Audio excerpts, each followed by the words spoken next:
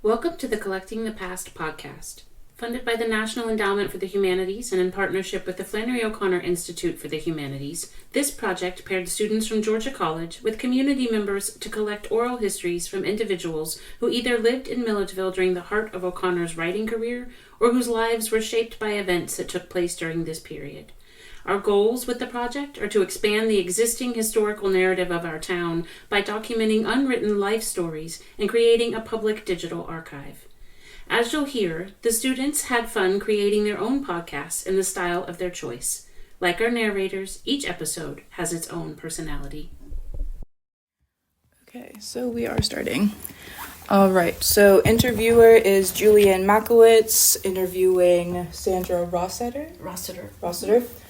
Time is 3:42 in Miss Rosseter's house. So let us begin. So you had mentioned that you weren't born in Milledgeville, correct? Right. Okay. So when was the first time you had gone into Milledgeville?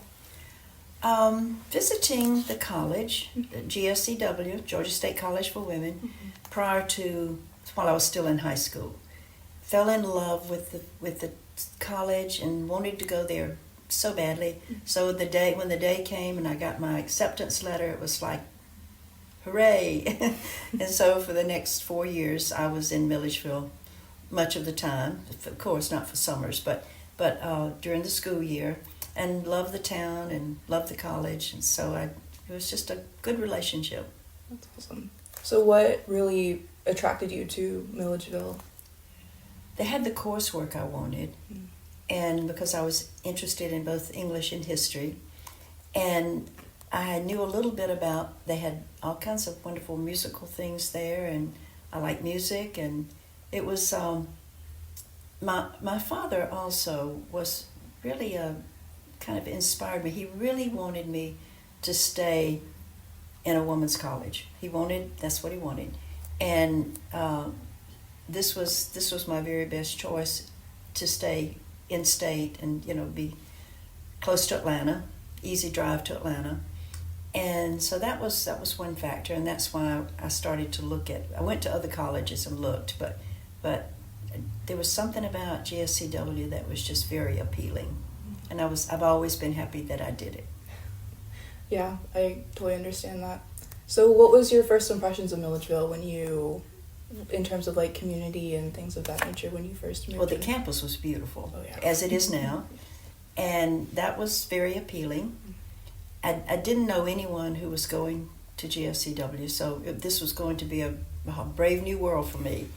And I was not disappointed, made friends right away, and I think we were all, girls coming from other places and all hoping to make friends and fit in. And so, yes, I just thought Milledgeville it looked like a really neat town, and the campus was just very appealing.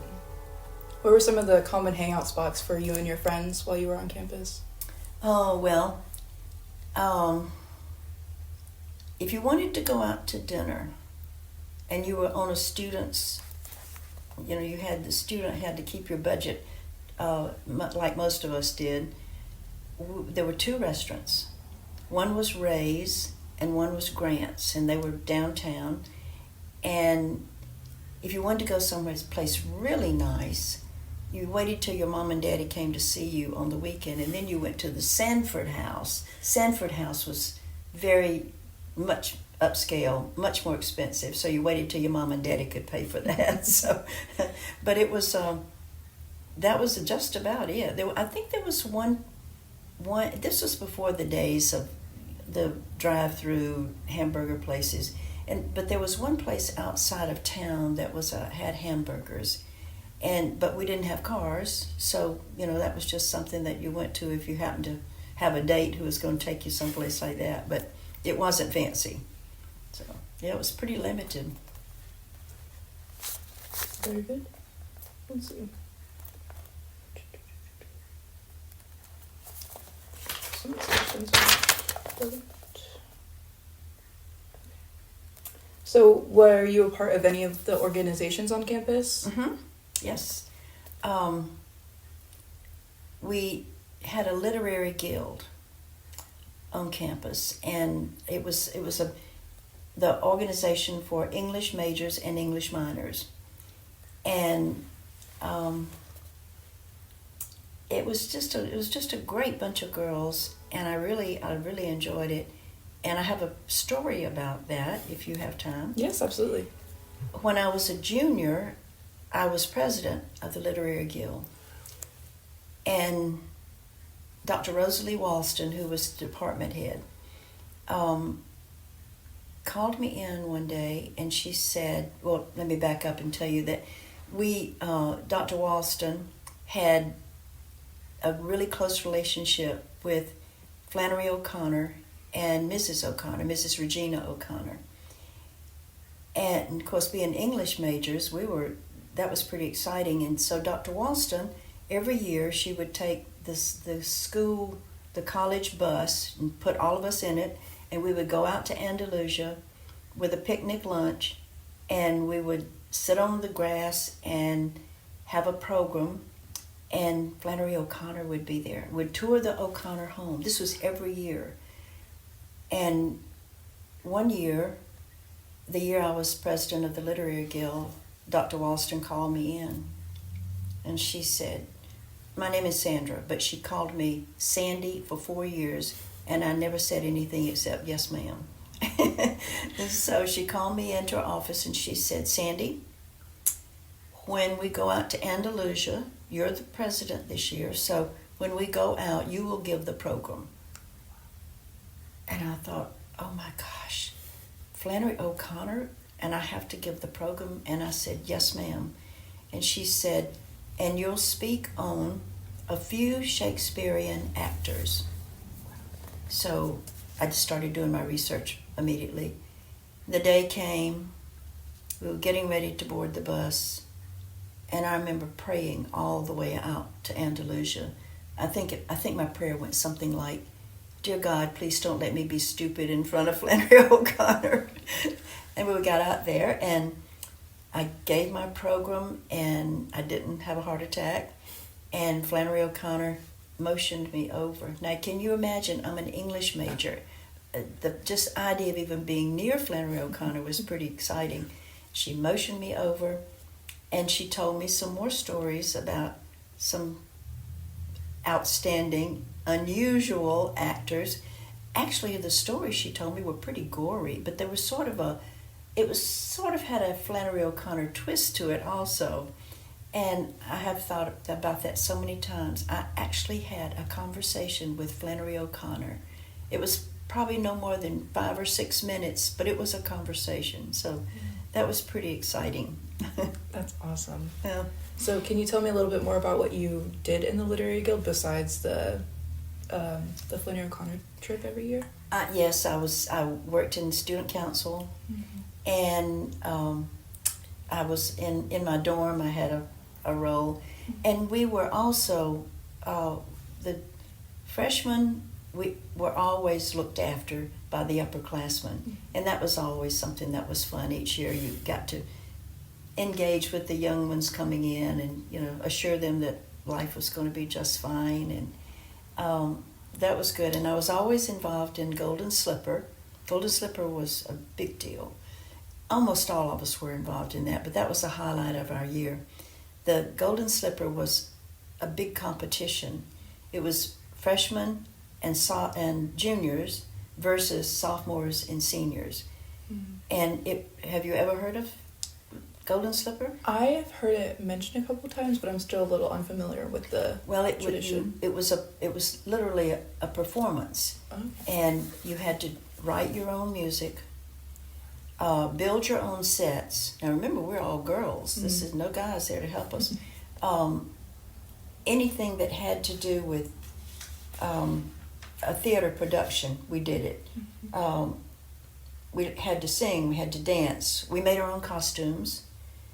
It was really a Broadway production, and townspeople came. It was a big thing for your mamas and daddies came, of course, to see you, but it was a town turnout as well. That Russell Hall was always full for Golden Slipper. It was just a one-time thing, and then the team that won got to keep the Golden Slipper for a year, and then the Golden Slipper would we'd start that all over again.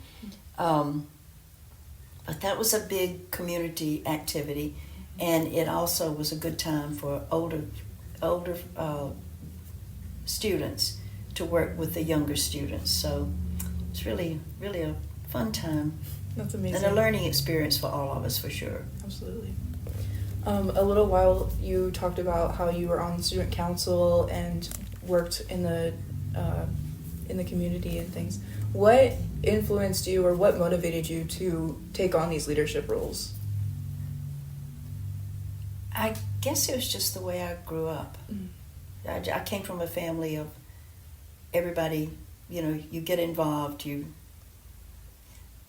In church, I was always involved in church and taking some leadership role. I remember working with the younger students, kindergarten, that sort of thing, when I was a teenager. So it was just the way it's all I knew. It was what we did in our family. I see. That's very interesting. Let's see.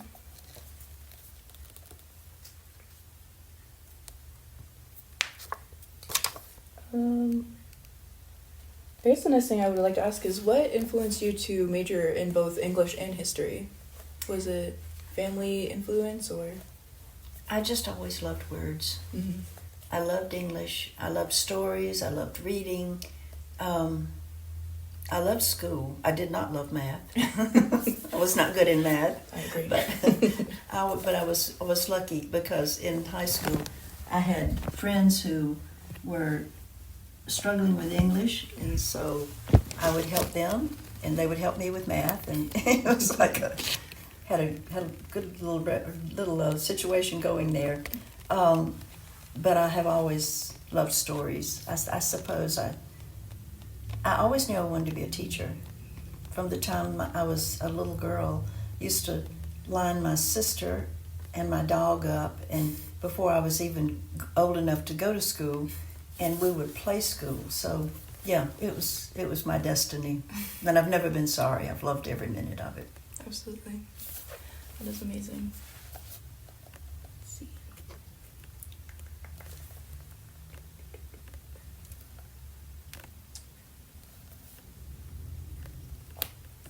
Oh, I had read that you were a part of Phi Kappa Phi, correct? Mm-hmm.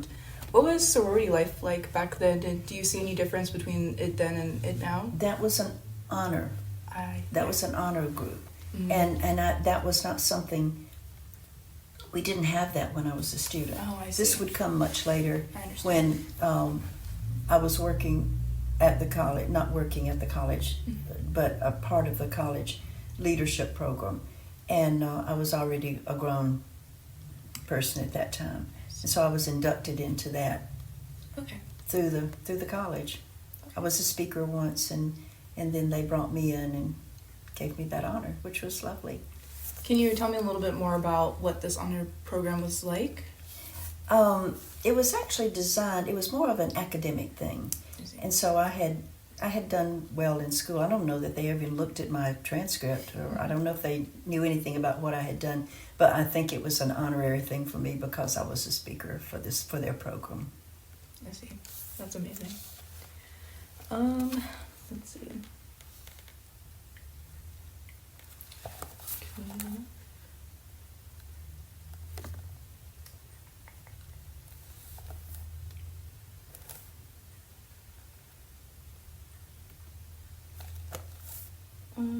Okay. Can you walk me through a day in your life while attending Georgia? GSCW? Yes. Well, yes, I can tell you some great stories. We didn't live in apartments, we lived in dorms. And every dorm room was for 2 girls. So you had a roommate, and there was also a bathroom in between your room and the other room, so you had suite mates. The 4 of you had to share the same bathroom and the same shower, so you had to kind of take turns. We had breakfast, we had lunch, and we had dinner on campus. We sat at the same table every time. I mean, this was part of what we did. And we, I think we sat we sat 8 to a table, three, and someone on each end. I mean, 2 and 2, and making us all very. You ate with the same people all the time. So we'd get up in the morning. We would walk to campus if we happened to be in Sanford, where I was in Sanford my sophomore and junior year. Walk to campus. You could not wear shorts on front campus.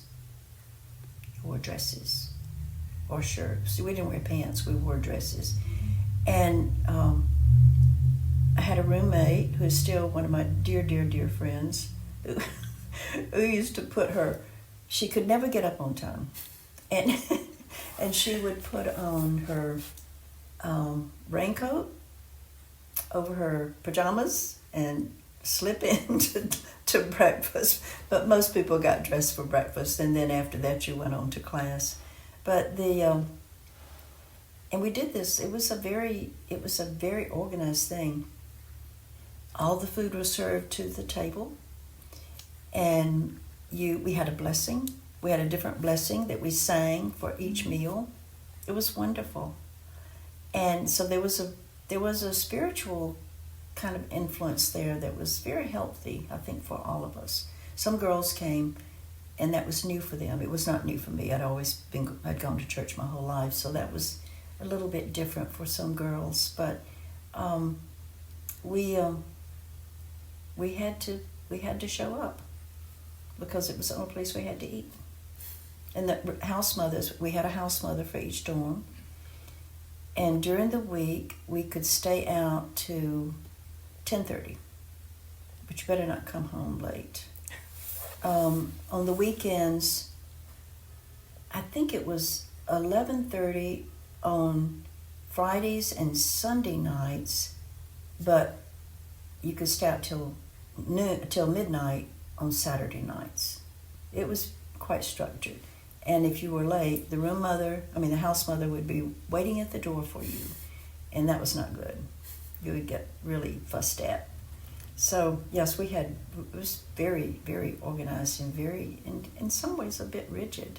But for girls who had been used to going out, and staying out late with her teen friends, it was over when she got to GSCW.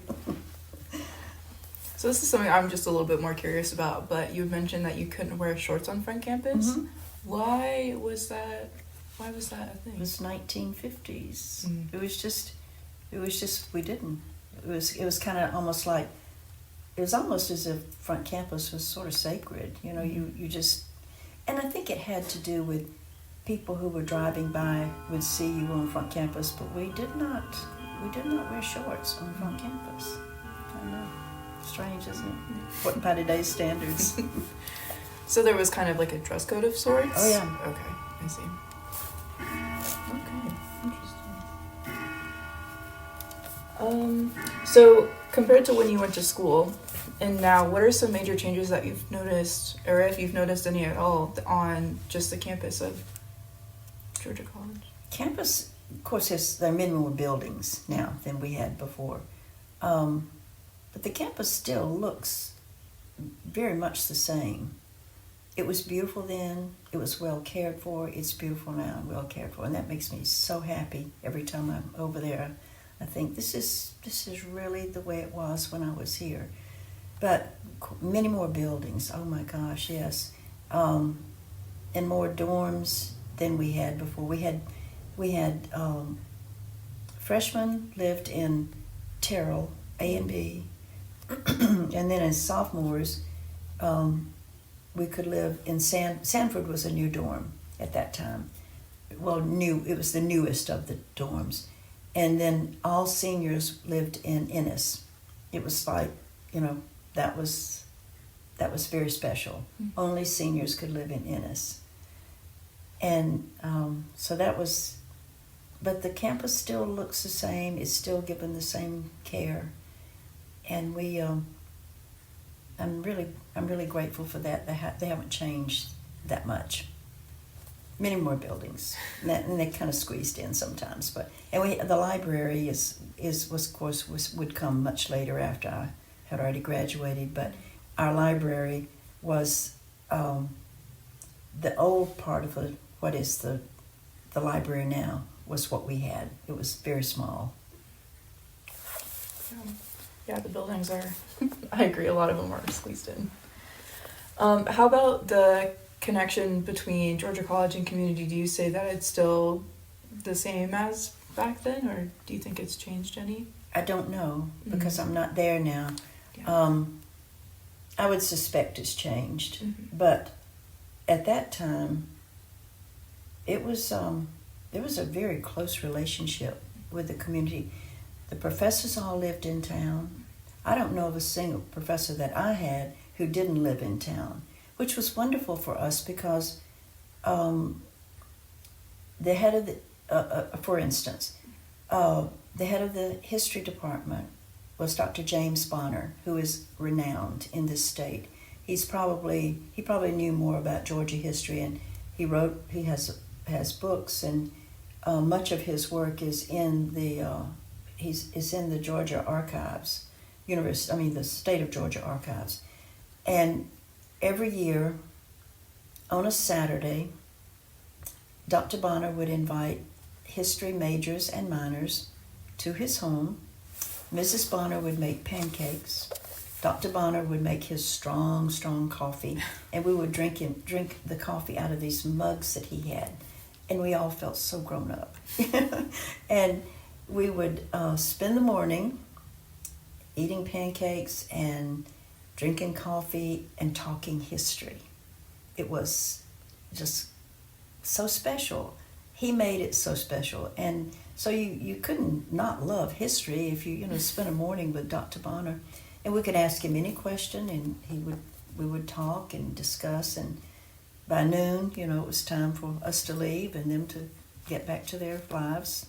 But he lived within walking distance of campus. So many of our professors walked in about the same time we were because they lived right there. That's really interesting. Can you tell me one of your favorite memories from attending the college? Oh gosh, so many. Well, of course, my special situation with visiting Flannery O'Connor and getting to actually talk with her is really high up on the list. I guess some that we had so many wonderful things in the theater, and as I was talking about the Boswangers,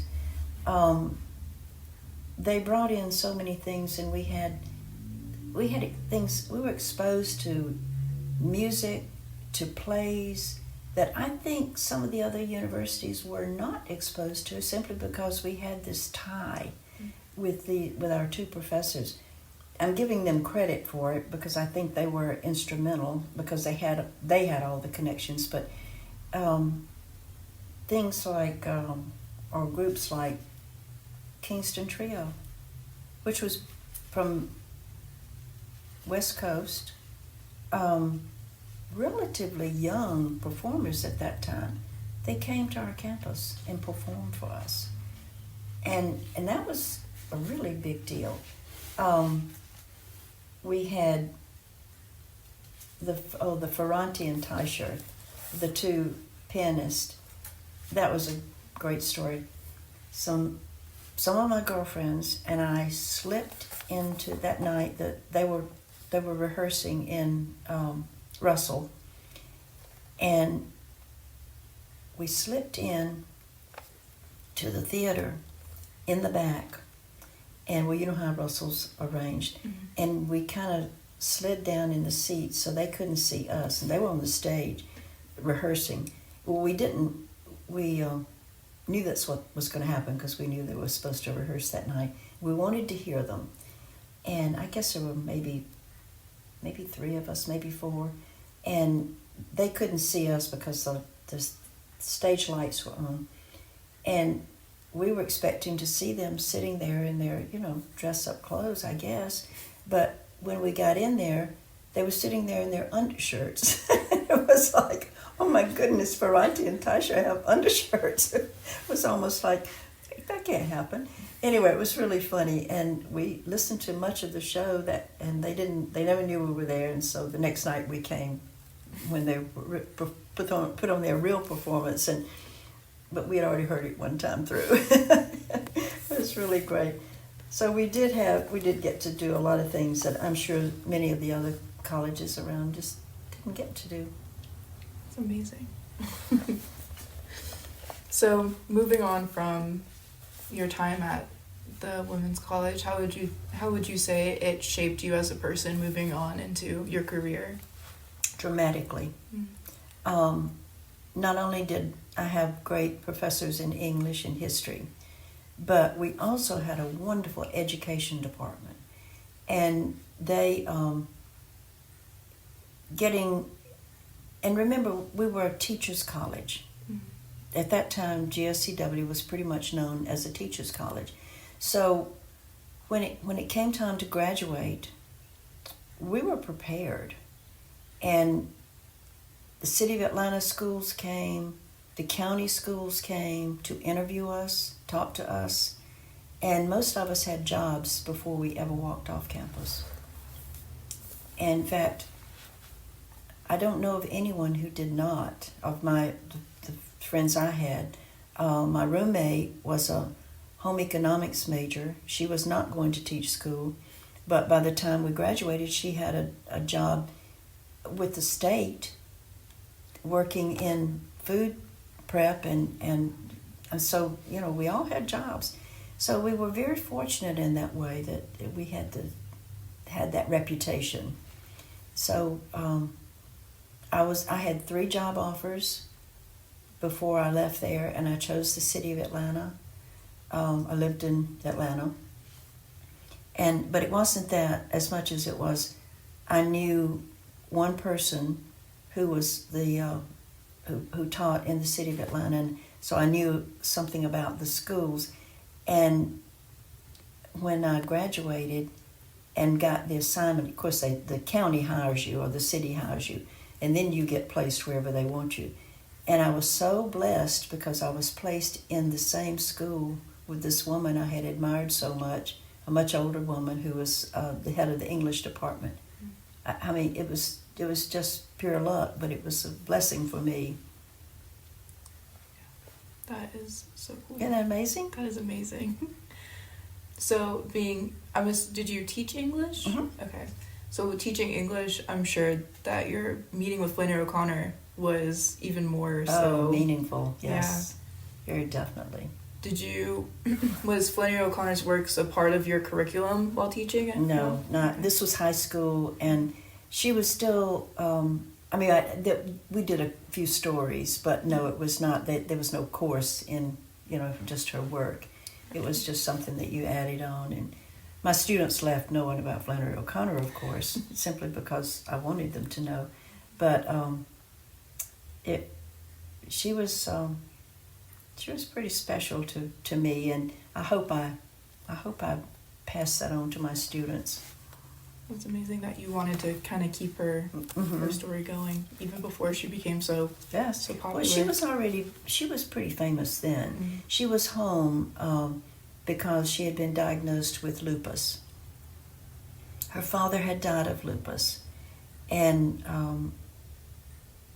when she retired, didn't retire, when she came back home, she had been in New York with friends of hers, and she had been writing, and then she couldn't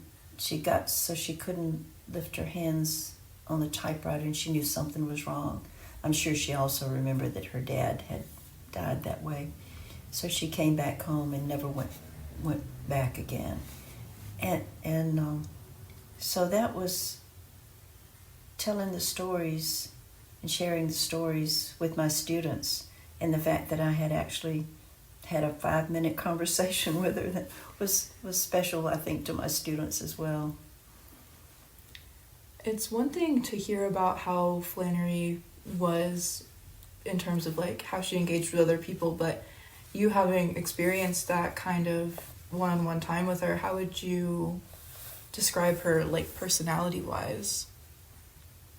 She was very sweet. She was very kind. We didn't bother her. She walked on campus some, and she always with her crutches. And at that time, we had benches that were scattered around campus, and she would often have to stop. She came to chapel. We had required chapel. We had to go to chapel. And she always, or not always, but she came to many chapels, and she would not be able to make the walk back, to her car, or her mother would be picking her up, and she would stop and sit on one of the benches, and we never bothered her. We would always smile and nod and then keep walking, because it would just not have been appropriate, because she was struggling even then. But she was still writing, and she was very much involved in the community with other people. There were a bunch of professors who were close to her, and they'd go out to Andalusia. In fact, one of my dear friends who passed away just a few years ago was not a teacher, but she was one of the administrators at the college, and she was one of the ones who went to Andalusia and sat, and they talked about Flannery's work, and they talked about other writers' work, and just had this little core of people that would have been great to just listened in on a conversation with all this group. But she was always very kind, but we tried very hard not to be in her way. It was hard sometimes, because you're just someone you admire so much, but most of the time we just walk by and nod and smile and keep walking. Yeah, I understand that. Did you ever look at her, because she did political cartoons before? Oh, yes. Right? Yeah, she was a cartoonist before she was working on the school newspaper. Yeah. I know you mentioned that you weren't really in Milledgeville often, but do you still find yourself visiting Andalusia anytime you're down, or? Mm-hmm. Go to Andalusia, and I think I told you I work in volunteer. We're my husband on the leadership board for the leadership college, the advisory board. So we're down there a great deal. It's fun to go back. Yeah, I'm sure there's a lot of and get to know a lot of students, which I love. Yeah. That's awesome. So what is the role of the leadership advisory? Sorry, I know you mentioned it, but is it just the volunteer work? Or? Well, sometimes we have to make choices about things that students or awards that they're getting and that sort of thing. Yeah. So it's I'll be there. We'll be there all day Friday because there's a program. It's a leadership program, but it's really a program to just get highlighting many different careers, many different ways that you can give back to be part of the public good. And so we'll be there all day Friday for that, and that'll be fun, because it's one of the best parts about this is getting to know the students. Right. That's what I love most is, we've made some really dear friends of these students who are just so smart, and they're just doing so well, and they have such great interest in the future and doing for the public good, which is a big part of the leadership role, is the public good. Yeah, it's awesome that you're still so interconnected with the campus and the students even now. Well, let's see if I have any questions.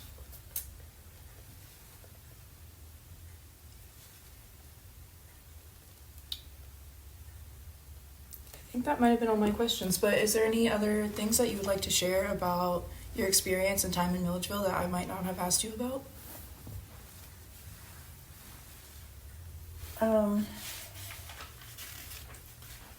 Well, I can tell you some stories if you would like me to. I would love to hear some. I talked to you about Golden Slipper. I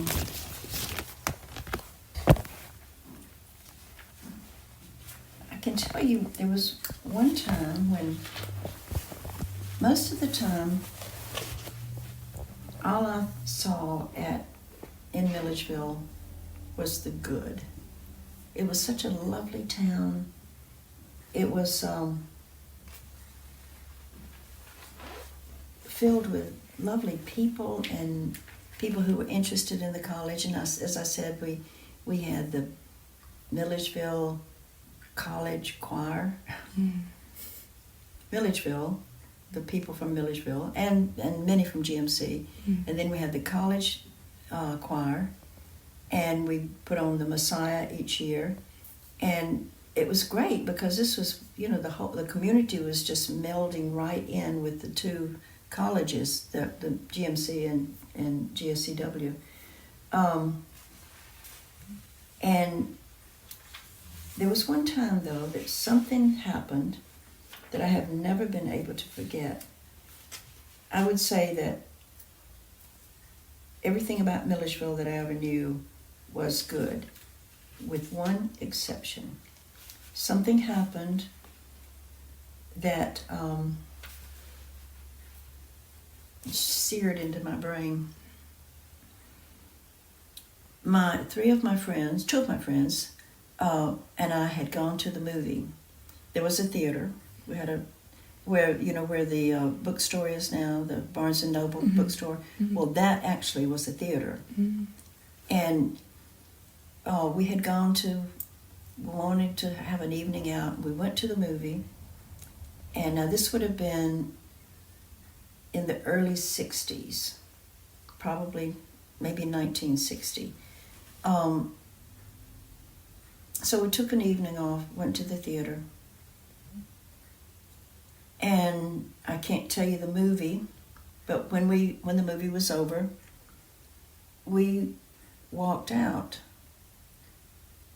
and as we were exiting, it was like, what is going on here? Because there was a whole bunch of people just clustered around the door to the theater. And I remember looking to my right, and here was a young African-American couple standing there, and they looked as if they were just trying to fade into the bricks of the building.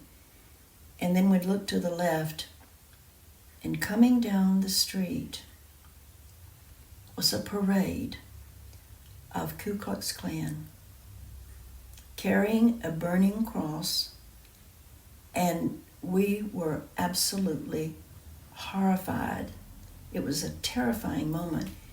And then something happened that I will never forget. There was another couple on the other side. They looked at us, we looked at them, and the five of us just very carefully and slowly moved in front of this African-American couple, blocked them completely, and this parade came down. I don't know how many people there were, but it seemed like it went on for, just so many people with their mask, they covered their faces, and this burning cross, and they marched all the way down the street. And when they were gone, they were finally gone, and everybody started to relax. We all took a deep breath, and it was one of those times in life when, there's sometimes when there's no need for words. Something is too important for words and too deep for words. And that was one of those moments in my life. And the young couple looked at us. We looked at them. We all smiled at each other.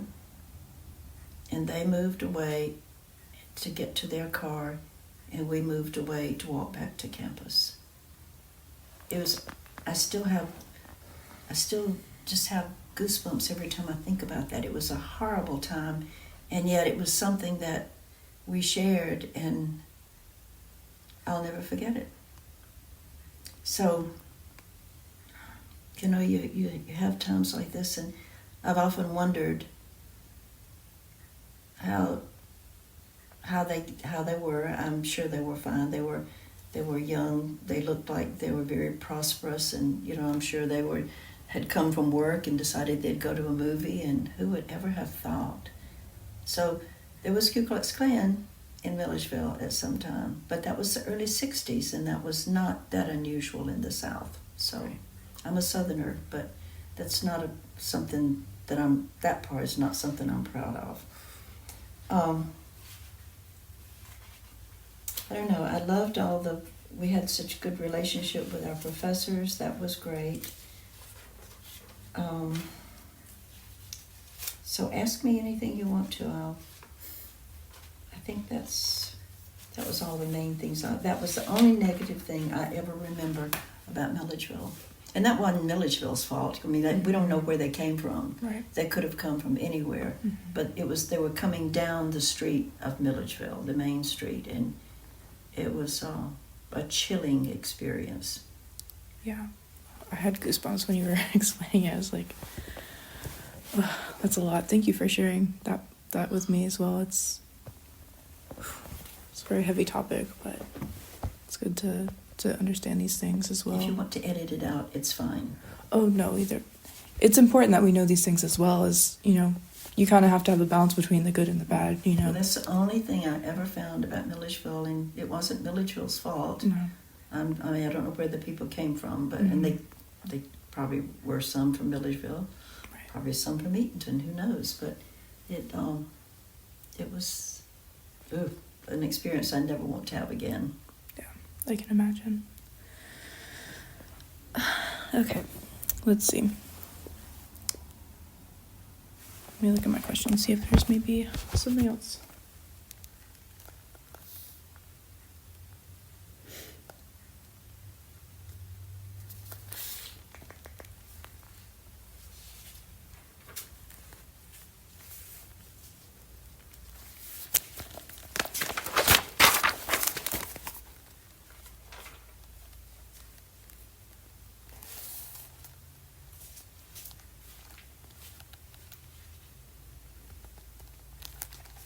Oh, here's one. This is kind of a little far back, so I was just kind of curious how education has changed, if you've noticed any changes in education from your time at the women's college versus just like modern day.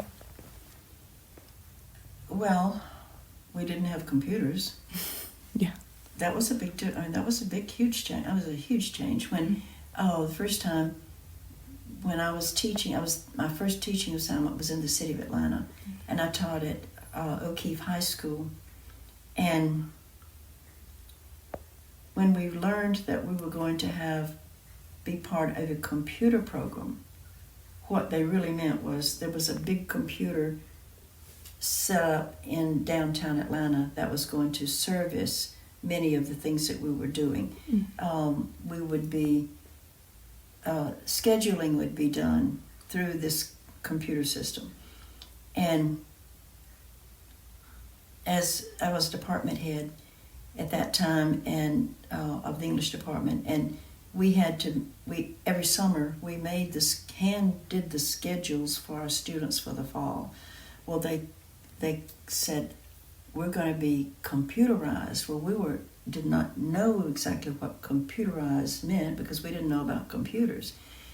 Well, the first experience that O'Keefe High Schools had with the computer system was when we no longer had to schedule the students in the summer by hand, and it was going to be so simple.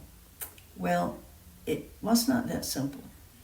The classrooms were set up for the usual 35 maybe, and my fifth period class came in. It was an American Lit class, and they came in, And they came in. Now, this building was quite old at that time. It's 100 years old now. It just had its birthday this last year. But beautiful old building. And the windows had big ledges to them. Well, by the time my fifth period class filled up for my American Lit class, I had students sitting in the windows. I had students sitting in all the chairs, some on the floor, because the computer system had not exactly worked the way we thought it was going to. So yes, that's one big change that I witnessed along the way. Of course, that was a long, long time ago too. But it was that has changed everything. Yeah. And communication was certainly different. Mm. We could show movies in class, but it was not like now with everything is in your little phone. Mm. You can access anything. So I guess that's one of the biggest changes that I see. I'm not sure I like it that much. I think it takes away so much from some of the things some of the discussions, some of the things that we would normally have done, learning together. Mm-hmm. I think some of that's been taken away by so much of things that are in our hand. Yeah. I'm not saying that I don't have a cell phone. I do. And I do have a computer, and I do enjoy working on the computer and making things so much easier for myself. But I mean, to handwrite something is, it's not something we don't really do that much now. So, but there are things that I see that kind of break my heart. Children don't learn cursive now. And I just think that's so sad. I had a young man tell me just recently that he could not read cursive. He was not taught cursive.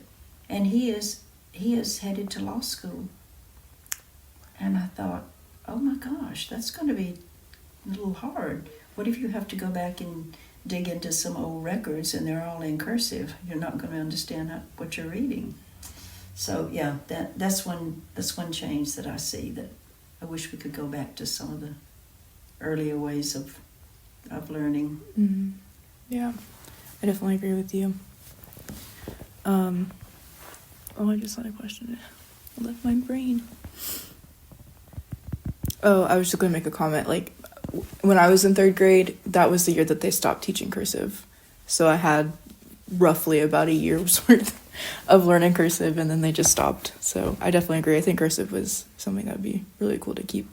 Well, that's going to make you kind of special. It really is. That I just feel so bad for what are they going to do? Just write block, or it's just all going to be printing? Mm-hmm. I guess so. Who knows what the future holds? That's right. Another thing that I was kind of curious about is if you had any interactions or maybe thoughts on Central State Hospital during your time in Milledgeville, or if that was anything that you had any experience with.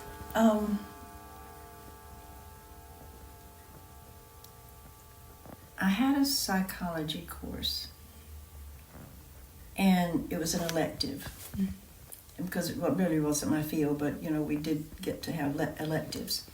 And we did go out to the hospital one time and visited, but we were interacting with some of the people there who were not, they were not there permanently. They were there just for some help. And of course, you always think shock treatments, perhaps, I don't know. But we would go out. We just did that one time. But I remember a friend who was in the nursing program. They went out a number of times, and they were. It was different then. There were many more people, but it was part of their curriculum.